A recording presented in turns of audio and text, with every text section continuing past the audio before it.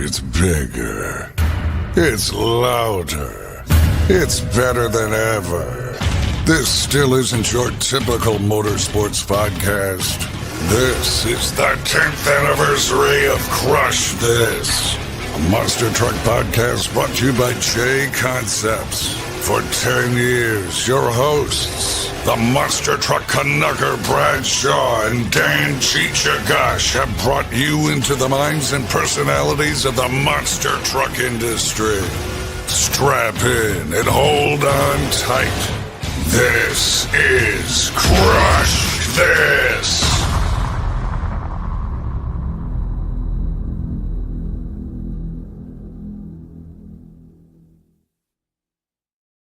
Hey, welcome to another episode of Crush This, a monster podcast. I forgot to do the solo thing, presented by J Concepts. Thank you guys for being on. Hey, this is a recorded episode for this Tuesday, for actually today. We were a little confused with the guests that I had, and this week was supposed to be a RC group. And with that, we always have to bring out our solid axle guys. And so we have this week's guest, Mr. Matt Hall. He has some cool stuff that he builds from the, out east in the Virginia land and North Carolina. We'll talk to him in a few, but I want to thank our sponsors here first, and that'd be J Concepts. You see behind us the F-250 body, the Virginia Giant body. That's the 84. That's the 2005. Go take a look at that, guys. That's some awesome stuff. Go to jconcepts.net for 15% off if you type in Crush This at checkout. Can't beat that. Thank you again for what they have done. They've been in at the start, representing with my J Concepts t-shirt, and go from there. Well, I normally wore my hat, but I forgot. But you can go to Crush This, a monster podcast at myspreadsheet.com and pick up some merch, t-shirts, hats, you name it. We'll be ready to go and help you out and stuff like that. So help us out in everything you do. So thank you, and go from there, So go to that, Crush This, a monster truck podcast on our spread shop. Also go to Amazon.com and get yourself a book called Geared for Life by Bryce Kenny. I have the audio book and I have it on my phone. I listen to it from here to back home in West Virginia. During Christmas, and it took about 5 hours to get through the whole book. So he talks about everything from the soccer life, getting fired and from playing that, IHRA, the Monster Jam, even some conflicts, some confrontations with some previous drivers and stuff like that. Some talk of that book. So it's pretty neat when you see that. So go take a look at that also. Monster Truck Monthly, if you follow that online, they also post our audio stuff, and go take a look at that, and it'll pop up. So if you follow the monstermonthly.com, our episodes are on there, so go take a look at that too. We got a few more sponsors here, the video wise, to show you guys, but then we'll be on our way with Mr. Matt Hall, and we'll have a cool interview. So here we go.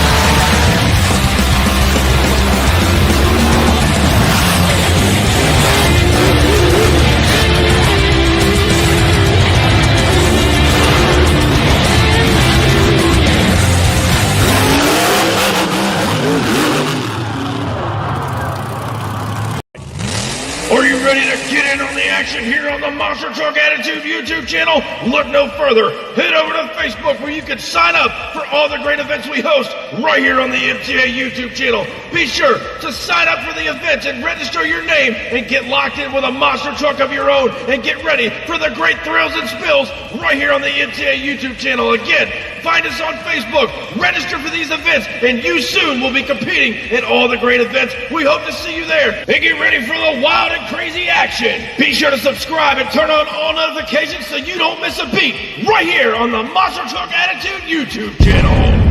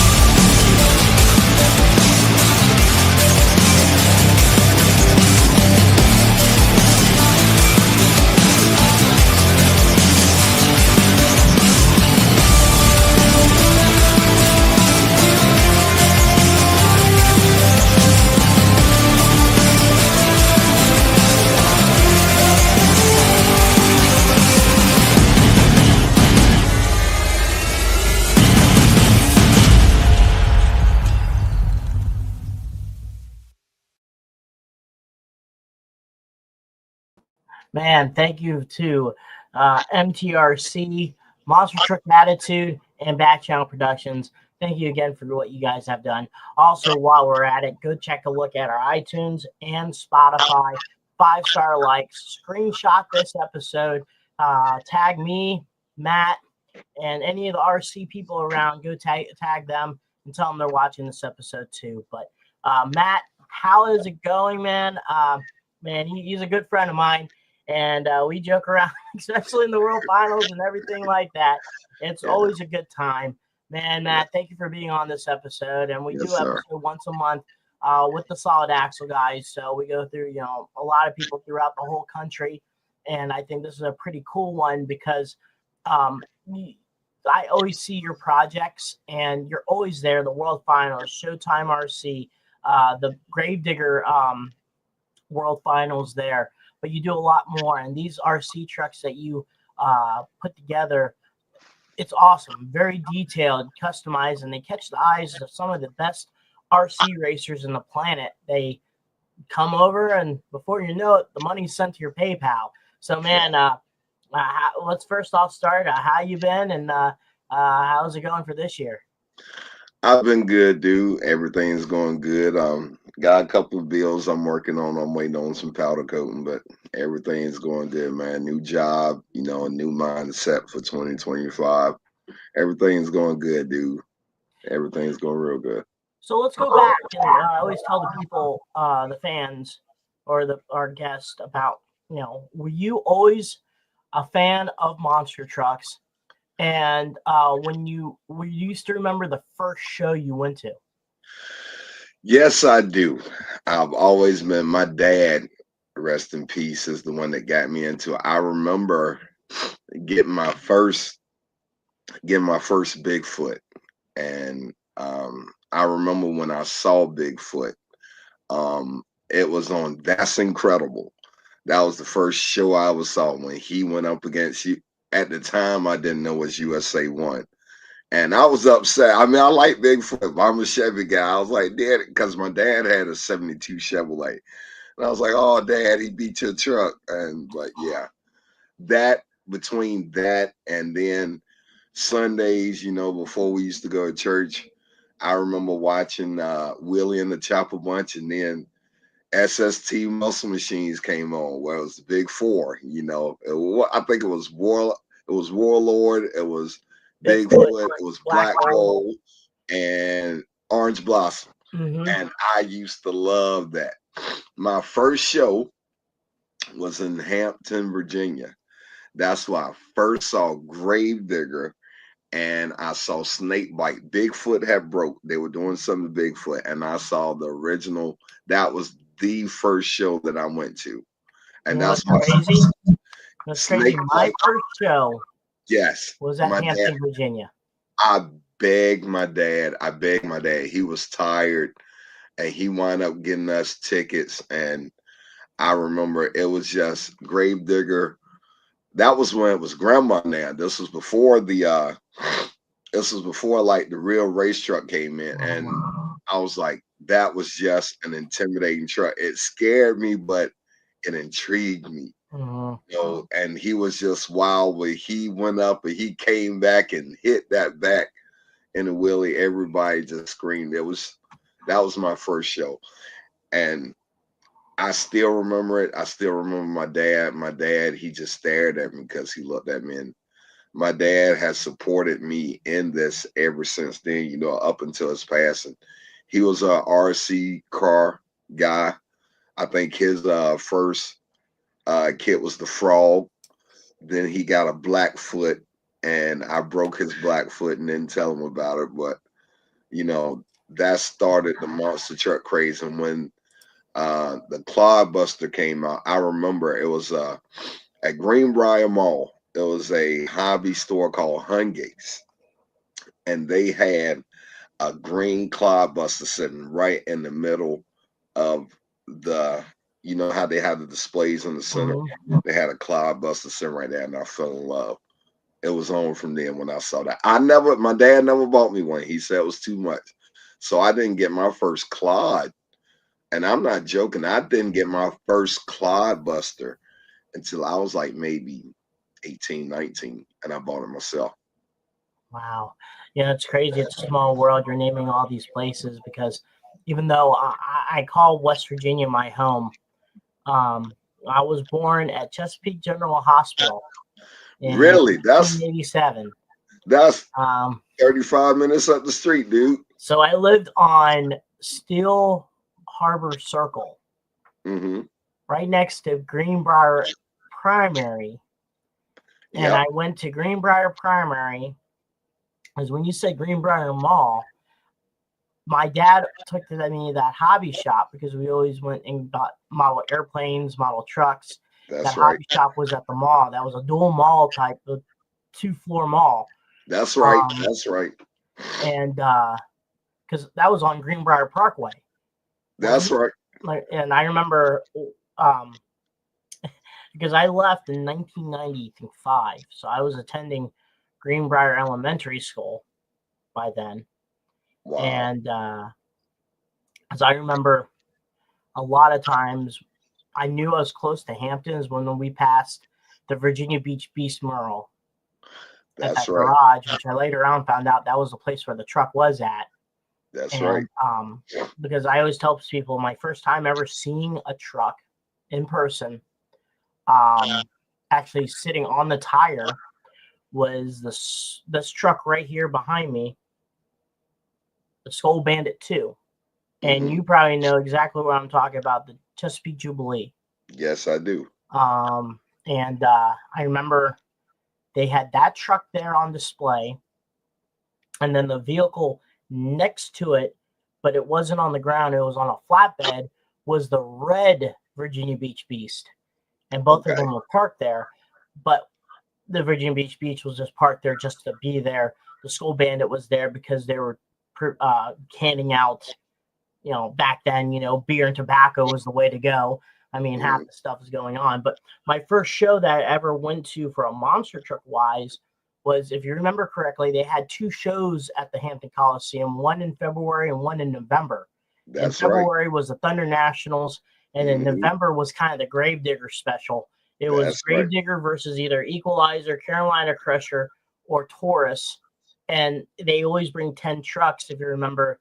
It was them 2, then 2 mid-grade trucks, and then like 6, steel body, slow-ass monster trucks that would be just a filler act, and it's pretty much the side of the show was Gravedigger was on one bracket, Carolina Crusher was on the other side of the bracket. They would face each other until the final, and then your finals was Gravedigger versus Carolina Crusher. That's right. But my first show was a Thunder National show because I was so in love with the black Rambo Chevy, the 2, the 1988 Chevy body with the stripe. That's right. On the side. And I remember it was always him, Excalibur, Black Stallion, Tim Tesmer's Hercules.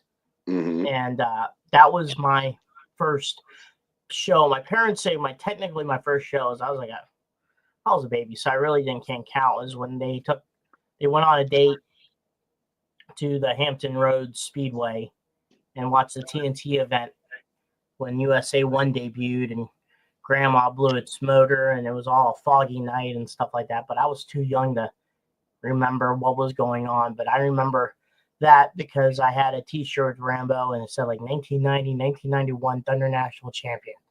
And then I have photos of the event that you're talking about because Bigfoot crashed, broke, and Snakebite was there. That's Gravedigger Grandma was there with gray tires. That's right. Top Gun, which was a green tank. I remember Cookie Monster, Witch Doctor. But the finals was between Micro Machine and Snakebite. I have the photo of that. Really? And, yeah, I also have photos that there was Beastron and Vorion there. That's right. It sure was. Because when Vorian shot that thing, it was the loudest thing I've ever heard in my life. That made me crap my pants. Yes. It was so loud. And I remember Beastron actually was going over cars.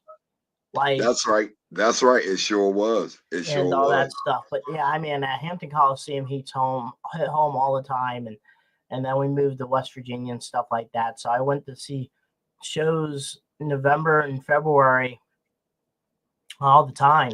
There was one time I had a D on my report card, and I missed a Gravedigger event in November. But hey, I learned my lesson. So I went ahead from then on and went and saw that stuff because my dad was stationed in Oceana. Okay. So all right. Brat. You know, as long as I've known you, I did not know you knew this area like that. As years I've known you, I did not know you knew this area. And I'm gonna bring you back. The first monster truck that I actually touched, we were going Christmas shopping, and I saw the Virginia toy. Okay. Parked by the road. You remember the Blazer? Mm-hmm. Wasn't that a yellow Blazer? That's right, yellow and white Blazer. K5 and it was always Blazer. parked on that Chevy dealership next to the Norfolk Airport. That's right. It was parked. What was it? That was High Dust, wasn't it, back then? Was it High Dust? High Dust and Virginia Toy or something like that. And I begged my dad. I was like, Dad, please, can we go look at it? And keep in mind, I was always a dad's boy. So I knew my motors. I knew my engines, Then he told me about how to look at the valve covers and this and that. And when he turned around and we took pictures by it, I looked up through the fender well and I saw a straight 6 and I was crushed. I saw a 6-cylinder motor and I was crushed. But that was the first truck I actually touched and looked at because, like I said, you remember they had it right by the bridge, right there, parked against the road for years and years and years. And that was the first truck that I actually touched. And that was in the 90s. I think I was probably in my teens when I saw that, when I actually touched the. Yeah, I remember that. Yeah. I also remember, not all the time, the original Gravedigger's Diner wasn't at the Digger's Dungeon. No. It was at a strip mall in Virginia. That's right. My babysitter worked at a donut shop, which right next door was the Digger's Diner. That's right. And for the longest time, they always had Gravedigger 2 before he did the channel run. It was still had, kind of like in the TNT days, or Gravedigger 3 was parked in front of the Digger's Diner at the strip mall. That's right. And I remember I have pictures of Gravedigger 2 there. And I remember the Gravedigger Diner, and he always stopped by the Hardee's in Virginia too. Yeah. Because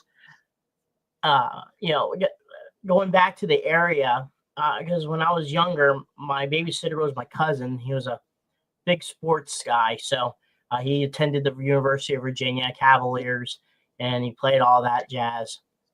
So I always went to Indian River High School. Because I remember seeing those every single year. They had the murals of the class, and they had the picture and the murals and stuff like that. Yeah. And so we always went by there and see everything there too. I remember always doing Boy Scouts at the Chesapeake Town Hall. Always seeing that building there and stuff like that. Yeah. And I'm bringing back a lot of memories. I remember there was a thing called Funscape. That's right. That's right. Funscape. Oh, yes. Yes. Yes. That brings back a lot of memories right there. I remember the putt, the 10 levels of putt-putting, and you had to go basically a scavenger hunt. Video games. It was before Dave and Buster's in main event. It was cool. Right. That's right. I remember putt golf and games, and then once in a while my parents took me into the Gravedigger shop, and then the Kitty Hawk area and stuff like that. So we go there frankly, but I'm picking. I remember the Ocean Museum, the Nautica. Yep. It's still there. Yep. Yep, it's still there. Yep.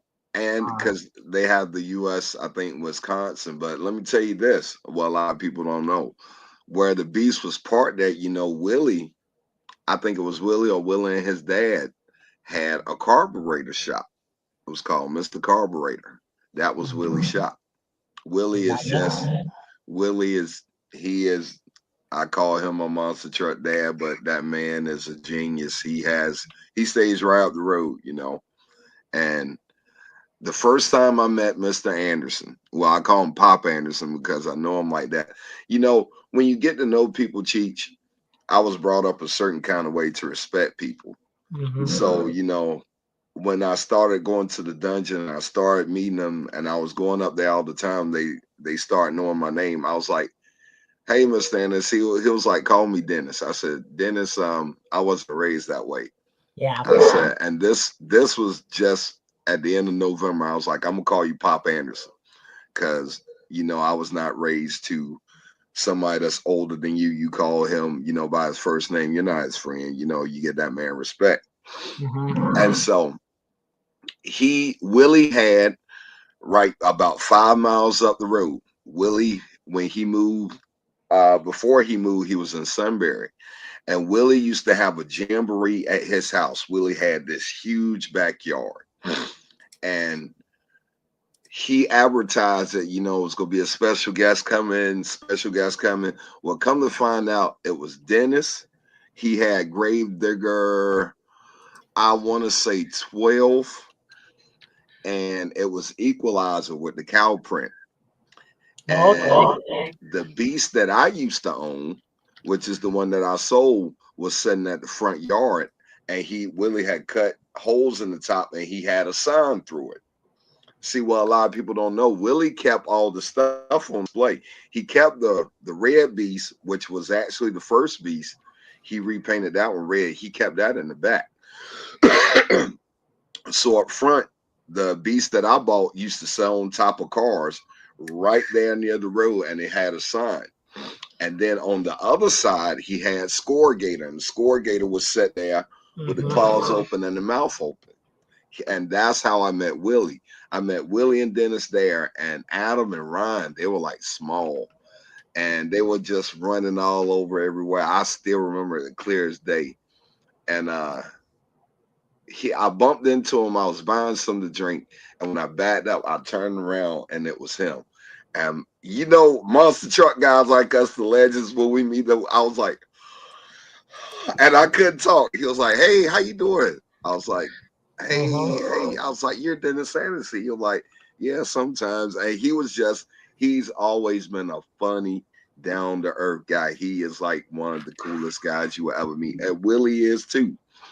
But when Willie sold that place, they were supposed to keep the monster truck shows going, but I guess it just left. And but that's how I met. That was the first time I saw Dennis Anderson, Mr. Pop Anderson. That was the first time I saw him. You remind me of a time when I met Bob Chandler, and I said, "Hello, Mr. Chandler." He says, "My dad's name, Mr. Chandler. You call me Bob." Now I was like, I've been born on. I can't do that. I always say Mr.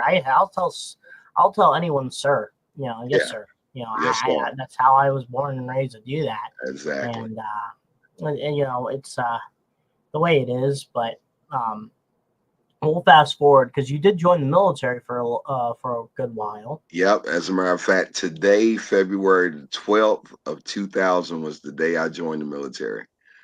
That was the day I said I went to basic training, took a van down to Richmond, and I flew out of Richmond into Fort Sill, Oklahoma.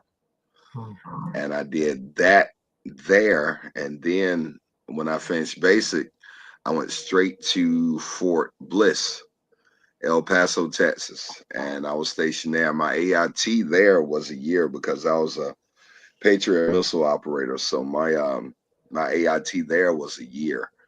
And in 3 years, I was deployed 3 times. And with one of those being war, I went to Korea once, I went to Kuwait once, and Kuwait/Iraq once.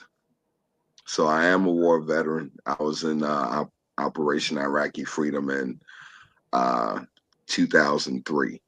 So that was my last one. Yes, sir. Yes, sir. But we'll fast forward that part. People thank you again. We have a lot of people like that, but we gotta get to the good stuff. That's the RC stuff. That's right. Let's get it. So let's talk about your first ever RC build. What got you to replicate or start customizing some of these awesome RCs? And let's go back to your very first one. My first one, good Lord, was probably a Blackfoot, my dad's Blackfoot. I fixed that. But when I got home, I met this guy. His name was Chris. And he came in Napa at the time when I got home. I worked from Napa, and he brought in his truck, and he was looking for some screws. I was like, what is that? And he was like, that's a Clyde Buster. I was like, really? I didn't know a Clyde could look like that. And he had bought a Terminator, a CPE Terminator, and it had a 13-inch wheelbase. I thought that was the baddest thing. So I went home and I started getting my bills together to see what I could spend. And that's when I first met Brett. I started ordering from Brett. And I've been ordering. Yes, sir. Brett Crawford. And I've been ordering. Me and Brett are really good friends. I've met him years ago. And the first time I saw them race, I had went to a monster truck show. After the monster truck show, we left and went to Hobbytown over there in Virginia Beach. And Joey Gargaro was there. And he was like, where you from? It was like, yeah, we just left the show. He was like, well, we do a race series. Come check us out. And that was when Debbie's RC World. So he was racing at Debbie's RC World. So I got up there and I got to know No Limit RC of Virginia, that chapter. And I started spending money. And at the time, solid axles weren't as heavy. I was racing the E-Max, and I raced the Savage. Savage was my go-to, but they got me into solid axles, and then I started spending money. And then Joey invited me to do. This was at the time when we were allowed to actually run at the Hampton Coliseum. When they had the shows, they would bring us in, No Limit, and we'll do the pit parties. And then after, we were the little sideshow, but about the time we got in there, we got in the Coliseum. This was before lipos really hit. Everybody was either nitro or they were just starting to get lipos. We were jumping the cars and stuff. They were telling us, get off the cars. But No Limit, they really got me into it. And when they did the finals, they was like, hey, we're having the finals at Digger's Dungeon, and it's a 3-day event. When I saw that and I met Dennis again, I was hooked. I was absolutely hooked. That's what it was. Hey, full speed ahead. You know what I'm saying? But over time, the focus changed. You remember back when in the early 2000s, it was about the chrome and, who had the lights and stuff. And then as RCs changed, when the Juggernaut and stuff came out around 2003 and stuff, then I was like, hey, this look real. Then we started getting more real. And as a matter of fact, I bought my first Juggernaut when I was in the Army. This was before I even knew about it. how to really work on them. And me, I've always been, my dad was like, if you want to do something, do it good. He was like, make yours look like nobody else. That's why I'm so picky about what I do, and I don't like copying people. But then the focus shifted, and I was looking at RC car action, and the monster truck specials used to come out. And I still got every single one of those monster truck specials. And I remember the first real looking RC I saw was Hector's Mongoose. I was like, oh my God. And this was pre, I'm not telling you nothing you don't know. This was pre 3D printers when you had to make everything. If you want a driver, you had to go get G.I. Joe, and you had to put body putty in his joints to get him to sit like down the steering wheel. And you had to pull something out this car to make it work. And I saw the Mongoose, and I was like, sold. And Hector was you remember he was in Sam for a while, and then I guess he just left. But when I saw Hector's stuff, and then as I started reading RC car action more, then I looked at Kevin Hatmansky. He always kept it real for the monster truck guys. He always had truck stop. I never forget that. He had truck stop in each issue where they were doing some with monster trucks. And then when I saw the first real one I saw up close was Stone Crusher. It was Stone Crusher and Hippie's Hollywood Hogan. Have you seen that truck? Hippie still has that in a case. They were so detailed, and they were Clydes back then. When Daniel Ball built that Stone Crusher and Hippie had Hollywood Hogan, I mean, these trucks had dipsticks in the motor where you pull out and it had a little bit of oil in it. They had fuel cells with looked like fuel in it. They had I remember Daniel. This was when Stone Crusher was great. This was when Steve first got it, because that was Daniel's first, his first body. And he had a switch panel just like that. He was like, hit the switch. He let me hit the switches. Those two, Hippie and Daniel Ball, were the ones that got me like, okay, now you need to start building. When I saw those, I was like, it can be done. And they were doing that. While you're talking, I'm going to start showing people your pictures of all your... Okay. So go ahead. And so what was the first project that you wanted to do? The first one was always Gravedigger, because it was a hometown hero. When I saw Dennis and these guys, and not to mention Dave Pack, he would come to Digger's Dungeon and he show it. And by going to Digger's Dungeon for the finals, that's why I met Fred, and I met Barry, and I met Dan, and I met the DeFalcos. The DeFalcos came down. That was when I really got into it. And then I met Marlon, and I just met like so many people. And I was like, so I can build this too. I can do everything that everybody's doing. I just need to take my time. And then the focus shift, and then it was a builder. And I'm just giving you a timeline. I saw my first Boyer chassis, John Boyer, and I was like, I got to have one. And I actually had one. I paid like $700 for him to make it. It took him about a year to make it. And I thought I was doing something. And then, RC 4-wheel drive came out with what was those axles they had that was super wide, but they wouldn't hold no power? Diggers, the digger axles. I was like, you know what?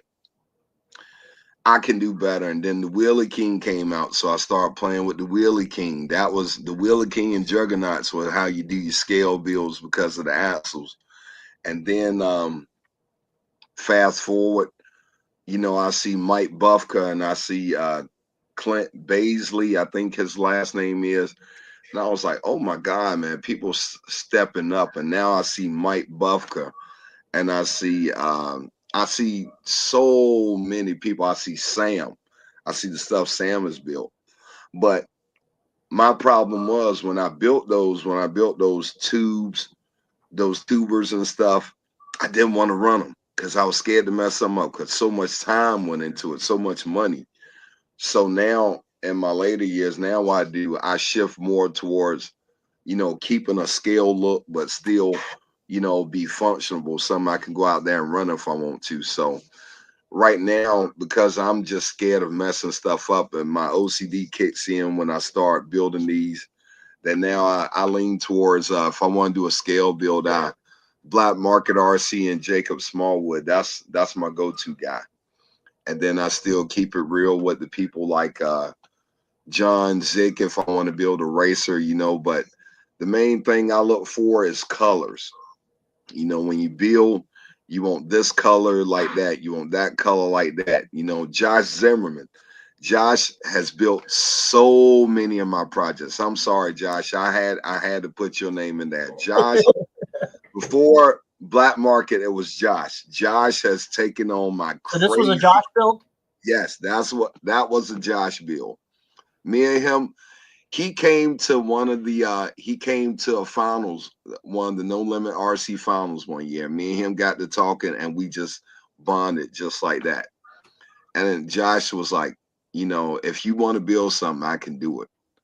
I said, well, I got some crazy ideas. And I was like, my first idea for him was like, what about the front 4-link barefoot? He was like, I can do it. I was like, you draw it up and I'll pay for it. And I'm sorry, I it's so much. See, this is why I hate calling names, because you always forget somebody that was more, that was important. But Josh, I can't think of anything that man can't do. Exactly. Exactly. And I have to give him credit. He always got me right. You know what you could have done was just bought him a crap load of static X DVDs and send it to him. He would have done it probably for you for free for a bunch of Status X stuff. And you know what, dude?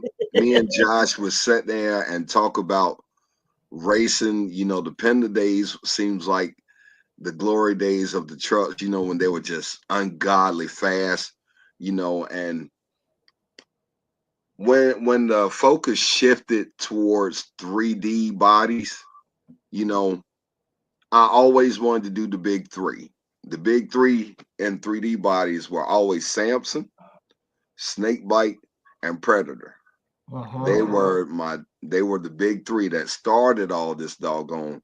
And then you gotta throw Jim Jack in there, with Reptoid. But they were like when I saw Snakebite, I never forget it frightened me, because you remember they had the LEDs, and you know how the Hampton Coliseum is lit. Between Snakebite and Gravedigger, they were just so intimidating looking. I remember I had nightmares, and I'm not lying to you. You're gonna laugh at me. When Tough Tracks came out with that, I don't know if you can see my wall, but it's monster trucks everywhere. When Tough Tracks came out with that DVD, with that VHS tape that came with Gravedigger. Okay, the Gravedigger VHS. Yes. Well, not the Gravedigger VHS, the Tough Tracks All-Star Superstars. Oh, okay. And they played that doggone music when they were introducing Dennis Anderson. It gave me nightmares. Oh, the 8-bit organ. Pipe organ, yes. Yeah. Dun, dun, dun, dun, dun. Dude, that thing horrified me. Whenever Gravedigger came on, I had to fast forward till I saw them red lights, and then he started jumping. The truck that made me flip out the most, like I never wanted to be near, was Bigfoot 5. Really? Just those giant tires scared the living hell out of me. I've never seen it in person, but that's on my agenda for this year, to go to Bigfoot's 50th. Oh, yeah. Yes, sir. So you're out. So you're gonna take a look at the Sugar King group at the their RC stuff there. Mm-hmm.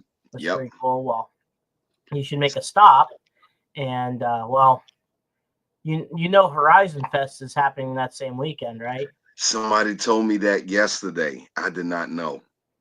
If you can pull strings, you can probably hit up Horizon Fest that Friday.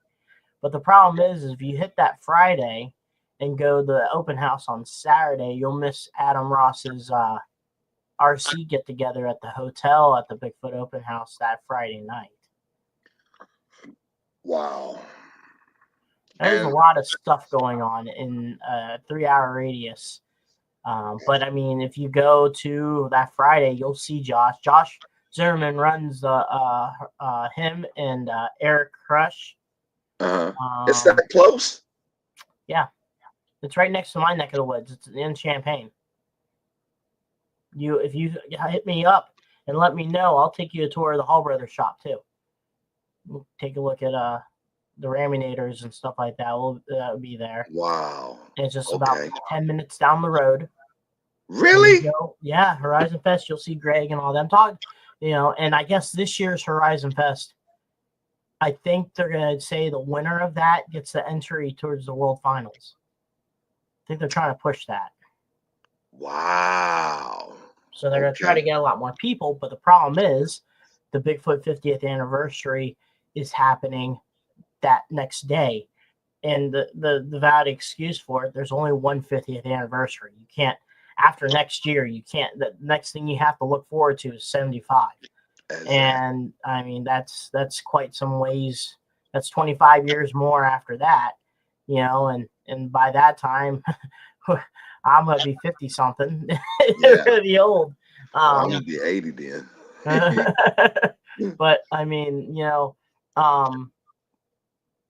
so I think a lot of people are going to try to do is try to get there Friday. And then, the open house doesn't really start until 10-ish. So if you go to Horizon Fest until, whatever, leave in the morning, or what a lot of people are going to do is stay until a certain amount of time and then truck on over to St. Louis Pacific and then, get there, whenever and find a hotel and then crash the night there and then wake up in the morning and go to the Bigfoot open house. I think that's what a lot of people are going to do. Okay. So, and we'll just talk about the timelines of building. I don't know if you old enough to remember. You remember when it was like, monster trucks like in the 90s were at that peak. We had radio controlled car action that was always pushing monsters, and stuff like that. And then you remember the Parma had the Monster Jam, I guess, sponsorship where they were doing Samson and Predator and West Virginia. Bigger bulldozer. Yes, that's right. Mm-hmm. And then you remember after that, it died down. It just died down. And what people don't realize, and we haven't talked over this, but what people don't realize, J Concepts was a major part in bringing monster trucks back. Yeah. I remember, I think the first thing I saw from J Concepts monster truck wise was the bullnose Ford. Mm-hmm. I was like, oh, somebody making Ford bodies again. And then I think they came out with the other Ford body. And then they came out with the extended cab Chevrolet OBS truck. And then they start releasing tires. I think the first one was the Firestorm. And I thought it was Renegade. I thought it was it the Renegade or was it the Firestorm? It was one of the two. I thought it was Renegade, and then they did the Firestorms for scale stuff. When Firestorm came out, when the SMT came out right. at the same time. And then when J Concepts did the push, I remember talking to John Schultz, and he was telling me, hey, something's getting ready to come out. He was like, I can't tell you, but something's getting ready to come out. Because at the time, the only thing you could like readily buy that was halfway decent that guys was using was the Wheelie King. Yeah. And then when I talked to John Schultz, this was back when he was racing. He was like, something's coming out. I can't tell you what it is, but it's badass. And then that's when the SMT-10 came and just switched the game. Mm-hmm. SMT-10 played a big part in that with that tube chassis. And my only drawback with the SMT-10 was I just could not stand, even though I guarantee I built at least 30 of them. I could not stand the offset axles. It just killed the look of the monster truck. And how slow it was. Yeah, but we could work with that because we had a 3-gear transmission and we had a slipper clutch. So that's all we need. And then when guys start jumping, they saw the axles were weak, And then you remember it was a lot of talking Sam, and J Concepts is steady pushing product. I mean, they giving us product, they giving us tires. And then when the tribute dropped, first it was the Pro line, the Brawler. That's right. But then, that went good, but everybody's like, hey, this tire is not really black. This tire is gray. And then J Concepts dropped their tire, and then they just start dropping bodies, and they've stuck with it. They haven't discontinued too much. They've stuck with it. They are responsible. I remember when J Concepts really hit and we went to Showdown, it was not a truck at Showdown. It was 300 and some trucks, and it was not a truck there that didn't have J Concepts tires. And then they took out the regulator. That's right. They had everything, dude. And I've sat and talked by going to Showdown. I've sat and talked to Jason, and we sat and talked. We had dinner one night. It was me, Jason, Fred. I think it was a couple of Michigan guys. And Dan Wyatt wasn't. No, he wasn't there at this one. This was when we were in Richmond, Virginia. This was when Showdown was there. And Jason asked us, we were eating. He was like, what do y'all want to see? And we threw out some bodies out there. And do you know, except for one, Jason has made every single one of those bodies we asked for, dude. We asked for a single cab Chevy. Then I think the next year after that, tell you how the outline was. I think the next year after that, he released the Cat Eye, and he released the 2014 Chevy. I mean, he gave us so much stuff, and he said he had stuff. We knew about the Ranger way back then. I mean, he said it's in queue. He was like, just give it time. He was like, it's coming. And the only one I hadn't seen was that we asked for was a single cab, like F-250 body, and I wouldn't be surprised if you saw that coming from, because he's done everything else. And we sat and talked, and we asked him about the Dodge. Everybody wants to Dodge this, and he explained to us the way it worked, and I was like, wow, dude, that's something I'm not gonna get into, but it's so much into it that people don't know. They think it's just as simple as, hey, somebody make this mold and pop this body. No, it's not. And he told us how it worked. And so, he Chrysler is the hardest company to do licensing agreement. Ford and Chevy are very easy. Chrysler and Nissan are very, very hard to deal with them. Toyota's mid-grain. They'll just be selective. But the crazy thing is, Ram, Dodge, and those are hard, but they have a very easy, Axial has a very easy contract with Jeep. I think if you think about it, all the main Jeep vehicles are kind of out there. Yeah. Wrangler, the Gladiator. True. True that. I never thought Comanche. But they have some separate deal. But with Ram, I mean, obviously, the old Power Wagon, you can get the old Power Wagon left and right.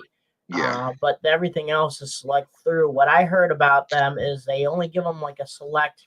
Proline only gets like a select grouping of bodies. And they release them, and it's very minimum. Right now, any Ram pickup truck body is a hot take. If you could try to get your hands on a Ram truck body, then you're good luck and you're golden. I'm lucky to have a few extras because I just started buying them, and go from there. But I need them. I just need one. That single cab was probably, and I know they released the single cab years before the LMT came out, but if somebody could give us one of those, You got the guy's number that you can talk to. He's over there in Champaign. You know who I'm talking about. Oh, okay. Yeah. But, and I was just seeing, I listened to the podcast, when I'm like driving or something, when I have a long trip, because I hate getting into it and stopping. But J Concepts, man, people do not realize what they've given us and how they've kept this running. People really don't realize, because like I said, especially these new guys getting into it with the LMT, but I mean, it was dry there for a while. And then the game has stepped up with 3D printers and CNC machines, and I mean, you can print metal. And then RC four-wheel drive tried with that what was that, carbon assault. But I mean, when the LMT came out, Tony, CC, and I are real good friends. Tony called. He was like, I said, "Hey Tony, what you doing?" He was like, "Nothing. I'm about to test this new truck."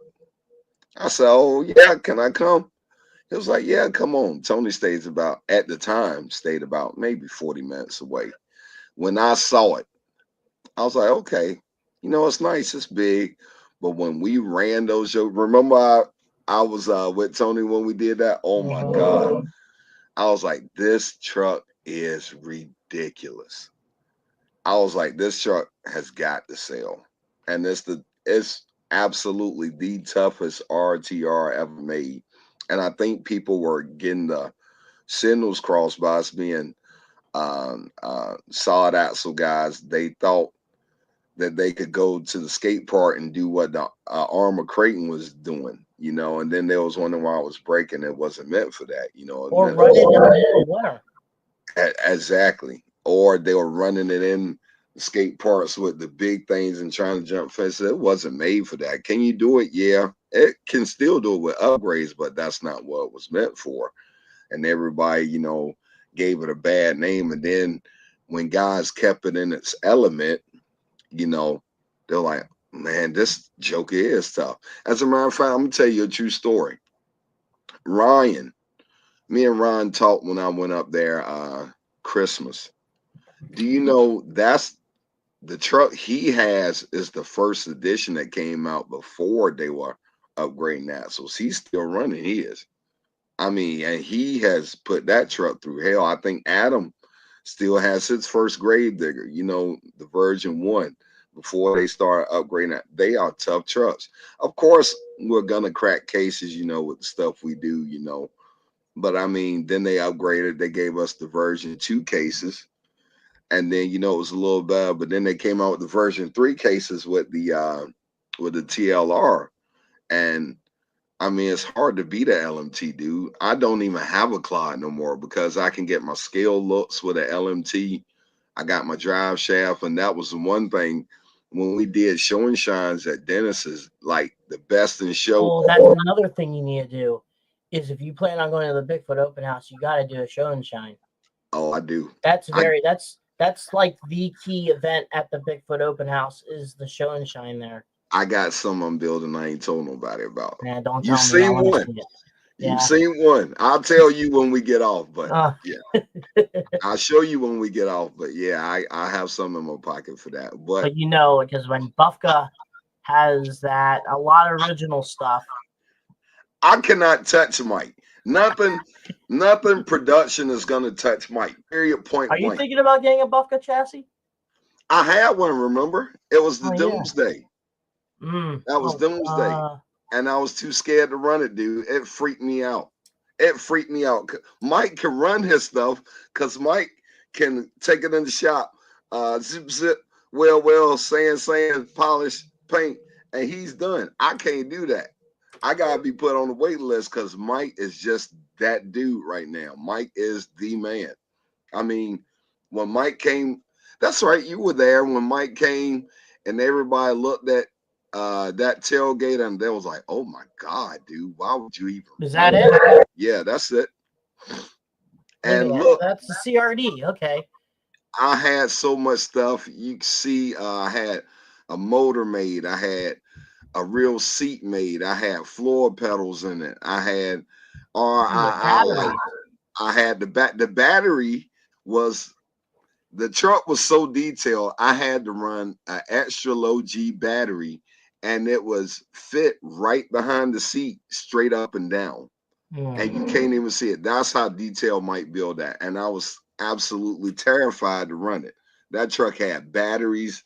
That truck had hydraulic pumps for the doggone steering. That truck was just ridiculous. And I was scared to death of it. Scared to death. Yeah. And then you had the recent one here. Yes, that's one. Okay. When that chassis came out, he had built it for like an SMT-10. And I hit up Jacob. I said, hey, dude, I said, I want a scale looking chassis for LMT. And he was like, well, I'm working on one right now. I said, I want it to be something I can actually run. And he sent me the drawings and I was like, dude, that's it. And it's just the little stuff. Jacob is also like Josh Zimmerman in the fact that if I want changes done, like with this truck, with this frame I just ordered, the one I'm not telling nobody about, but I was like, hey, I want my sway bars here. I want this here. I want that here. And Jacob went in there. It took him about a week. He made the changes that I wanted. And he was like, okay, is this what you want? Yeah, okay. I'm about to send it to get cut. And that's just the way Jacob does. He has no problem altering stuff. And people, I don't think people really know to the extent he goes into it. There it is. And that body, with the body game the way it is, printing has come up so much. Like that Doomsday body, I guarantee I had probably about 60 hours in that body just getting it smooth. I guarantee I had 60 hours in it. But now Mike and Jimmy, they can print stuff out and you can't even tell it. You might have to do minimal body work to it, Printers have come up since when I started. As a matter of fact, me and Michael Crawford from Drive RC, we've known each other for probably about 15, 20 years. And I remember when the HPI Grave Robber body came out. And Mike had came down here just to go to the No Limit World Finals. And I was like, yeah, I'm going to sneak everybody. Well, I had Ecto 1. And I look over there and he got Ecto 1 too. But he had the printed stuff on the top because 3D printers were coming out. I was like, man, this guy right here, man. And I met him because I was pissed off with him. I was like, I got to see who this guy is. The guy with a car like mine. And me and Mike, he's a super guy. He's another one that does a lot of people don't know is a lot of stuff that I do for the trucks. I get Mike to do it. Like a lot of my artwork and stuff. Like I said, I've known that guy for a long time. He's done a lot of my artwork for the trucks, like them stickers you can't find. I don't know if you remember not USA one, Aces High. Yeah. He did a lot of that work. That work. I mean, man, I've met so many people, dude. And the thing is about custom work, especially with these RCs, keep your word. If you ask somebody to do something, you need to pay that person or you need to give them something. And that's why people be scared to do custom stuff because, they got all this time and they got this money in it. And then, man, something came up. Yeah. And that's why a lot of people don't want to do custom work for some people, but I've never had a problem with it because I always try to pay people up front. Hey, this is what I need. I'm not serious how much. Or it'll be this. Okay, I'm gonna send it to you right now. And then they'll wonder how I always get this stuff. Man, you gotta keep your word and you gotta treat people right. So, man, I better cut this off, man. We're about to go over the hour here. And I'm sorry. It's no, it's perfectly fine. We're gonna have you on another time, and we're gonna end this episode as it is right now before the hour, because if I don't have it in an hour, the recording won't happen. Okay. So we are gonna do a round 2. We'll schedule another time, probably next month, next March. We'll have you back on and we'll continue in BS more. It was a good talk, Matt. Thank you so much for what you have done. Thank you, dude. And once again, fans, go take a look at this audio when it comes out on iTunes and Spotify. Give us a 5-star review. And thank you all the sponsors that came about. And then next week, TBA for our guests. So I think it's actually going to be a Mark Warner episode with an old school person. So once again, that's Matt Hall. I'm Dan Agosh. That's Brad Shaw.